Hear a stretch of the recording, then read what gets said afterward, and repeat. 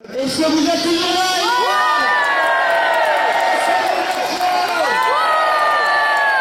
Est-ce que vous êtes prêts à écouter celui qui s'appelle... On n'a pas que ça.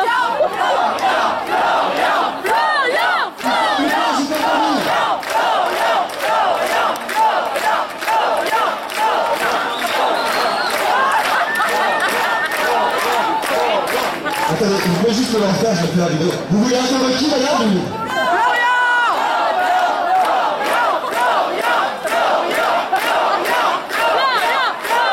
Mesdames et messieurs, Florian!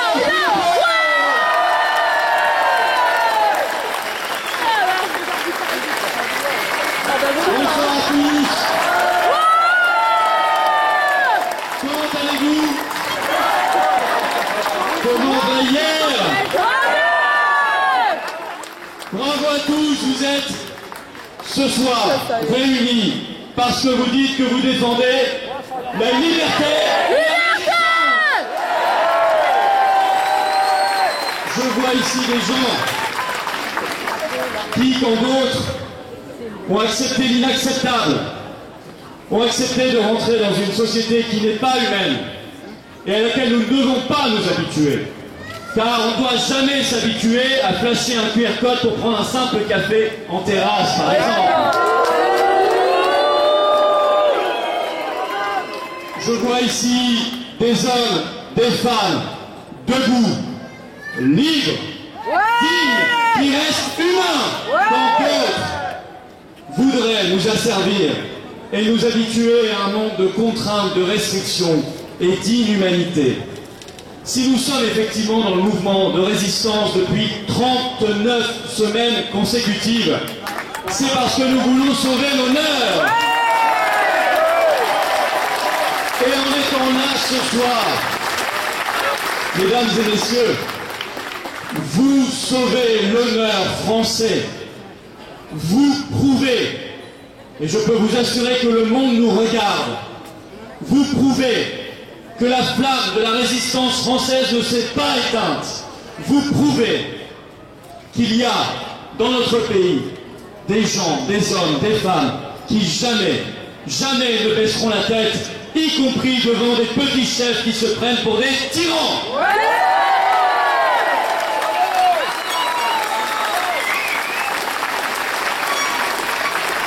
Alors nous assistons depuis la mise en place de ce pass sanitaire étendu là, lundi, à des scènes qui sont juste inadmissibles et terrifiantes.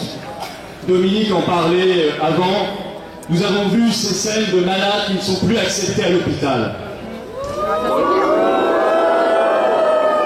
Nous avons vu des descentes de police sur les terrasses de café. Et là, je m'adresse directement à nos forces de l'ordre, à nos policiers, à nos gendarmes, qui reçoivent ces ordres idiots et iniques. Vous n'êtes pas obligés de mettre du zèle à appliquer des ordres qui ne sont pas dignes ni de la France, ni de nos libertés, ni de vous-même.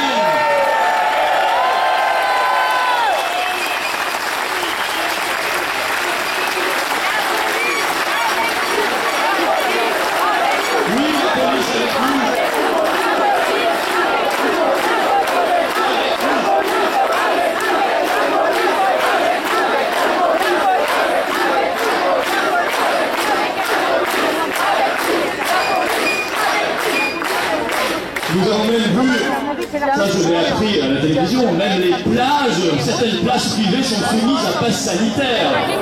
C'est vrai, vous pourriez éventuellement, au contact du sable et des coquillages, éventuellement vous contaminer, on ne sait jamais.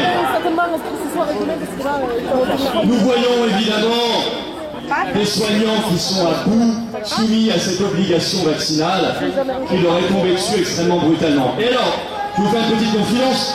Ce soir, nous avons appris que Macron avait dit à ses ministres, hier, il va falloir dramatiser un petit peu. Il fait là un aveu. Il fait là l'aveu que cette affaire n'a évidemment plus rien de sanitaire, qu'elle est exclusivement politique. À 100%.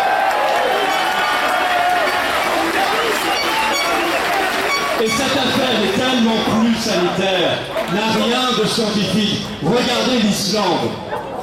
Ils sont vaccinés à 93% chez les plus de 16 ans, double vaccinés. Il ne faut pas faire plus. Bon. Ils viennent de dire il n'y aura pas d'immunité collective par la vaccination.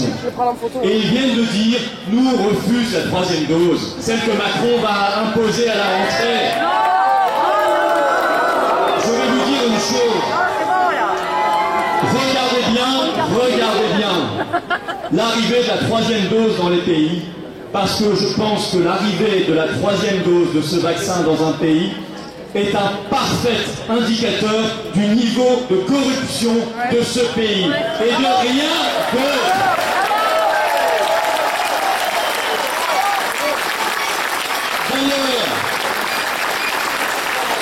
D'ailleurs, le président mexicain lui-même a fait une conférence de presse le 31 juillet et il a dit la vérité. Il a dit nous recevons, je le cite, des pressions phénoménales de la part des laboratoires pour vacciner nos jeunes, pour vacciner nos enfants et pour aller vers la troisième dose et la quatrième.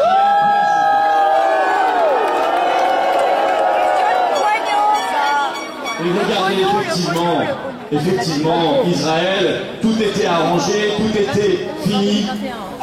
Et là, ils annoncent qu'il y aura un reconfinement en septembre. Ils annoncent le pass sanitaire pour les plus de 3 ans. Ils annoncent le retour du masque et des restrictions. Bref, ils nous ont menti de A à Z.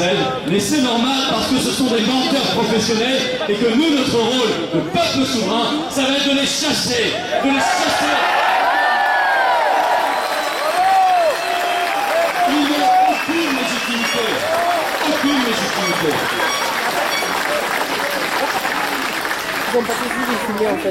Nous devrons faire comme le Royaume-Uni qui le 19 juillet a tout rouvert, a rendu toutes ses libertés. Il n'y a pas de passe sanitaire, il n'y a rien, ils vivent normalement. Et même le journal Le Monde a dû l'avouer dans un article hier, à sa surprise générale, à la surprise des covidistes, eh bien, il n'y a pas eu la flambée épidémique qui était annoncée. Bien sûr que non. Alors moi, je dis bravo au peuple qui se battent. Et vous en faites partie ce soir. Et c'est par la lutte qu'on va se libérer. Et ce n'est que par la lutte qu'on récupérera toutes nos libertés et notre indépendance française.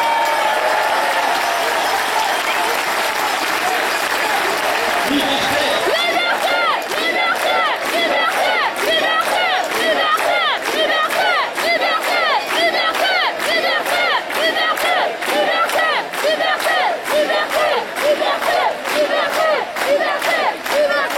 Je dis bravo également. J'ai pas mal de monde à féliciter aujourd'hui. Je dis bravo aux restaurateurs et aux autres indépendants qui ne demandent pas le pass sanitaire.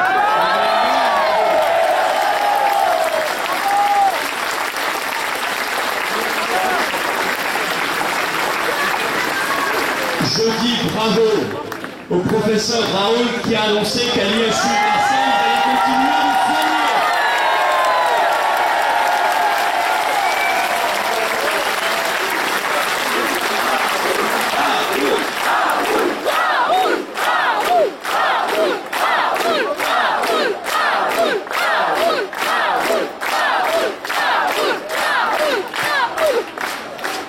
Je dis bravo à Brigitte Bardot qui s'est prononcée contre le pass sanitaire.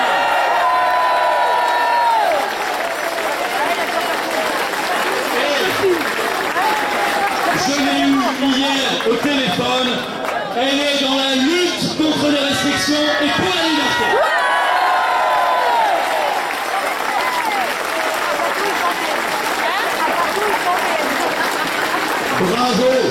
Bravo à vous, parce que je sais que vous avez peut-être pris cette habitude qui n'était pas la vôtre. Vous êtes devenus comme moi des boycotteurs. Exactement. Je ne pensais pas qu'un jour dans ma vie je deviendrais un boycotteur. Je suis devenu un boycotteur. Il y a des boycotteuses et des boycotteurs. Nous sommes des boycotteurs. Là, il faut se réinventer. Alors on m'arrange. mange, on prend nos glacières, on prend nos, voilà, on prend nos repas, on installe nos tables, on mange comme ça. C'est assez sympa aussi. Et puis quand je suis venu ici, bah, avant je prenais le train, bah, je suis venu en voiture, on est venu en voiture, puis c'est tout, voilà. On boycotte.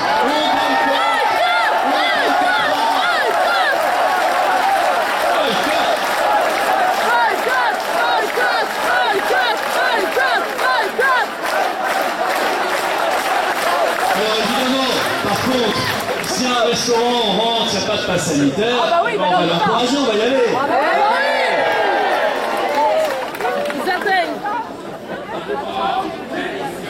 Et puis, je dis bravo, j'en vois, j'en ai vu, je dis bravo, et j'ai vu plein de camions de pompiers marqués en grève aujourd'hui.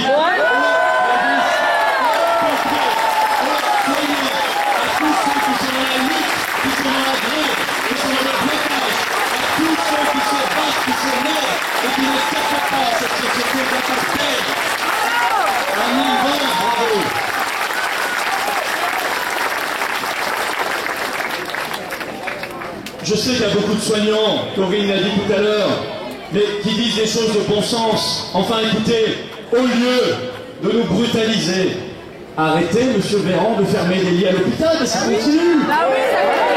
Il continue à fermer. C'est ça qui est incroyable. Ils vous disent, il n'y a pas de lit, mais ils enferment. Il faut rouvrir des lits à l'hôpital, il faut bien traiter les soignants, il faut faire confiance aux médecins pour qu'ils puissent prescrire librement les traitements qui marchent, évidemment.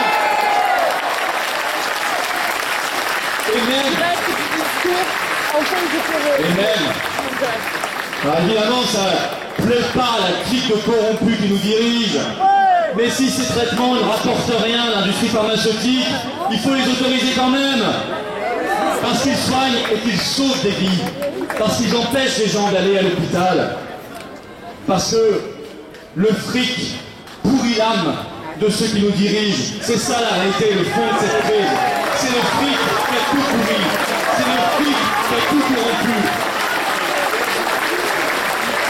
Et ces gens-là sont prêts à sacrifier des vies pour des basses questions politiciennes, des basses questions de fric, et pour imposer leur immonde contrôle sur le peuple de France. Nous allons leur montrer qu'on n'est pas un peuple d'esclaves, on est un peuple d'hommes libres.